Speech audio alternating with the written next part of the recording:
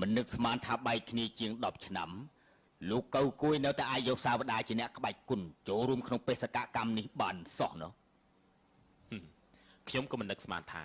វូធានស៊ីងសុងដែលពីដើមមកមានឈ្មោះល្បីរឹងទឺក្នុងជួរកងទ័ពបែរជាអាចធ្វើឲ្យកិត្តិយសរបស់ប្រទេសជប៉ុនពួកយើងត្រូវអាប់អោនម្ដងជាពីរដងសោះខ្ញុំបានផ្ញើលិខិតទៅថ្វាយព្រះចៅអធិរាជសុំទោសពីរឿងស្រុកទាំង3នៅទុងពេជ្ររួចហើយសុំទោសបានប្រយោជន៍អីទៅ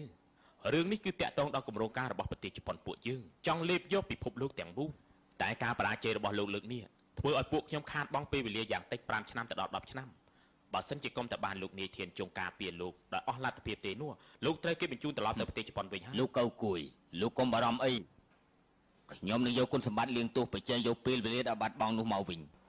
ខ្ញុំដឹងថាលោកបានរៀបចំផែនការលេខ137មួយច្បាប់ប៉ុន្តែគម្រោងការមួយនេះត្រូវបាត់បង់តាមដំណែងរបស់លោកធានជងទៅហើយត្រូវយកទៅប្រហារជីវិតចោលហើយចំពោះលោកធានជងខ្ញុំមានការគោរពខ្លាំងណាស់ហើយក៏មានជំនឿចិត្តដែរថាគម្រោងការលេខ137ប្រកាសជាបានសម្រេច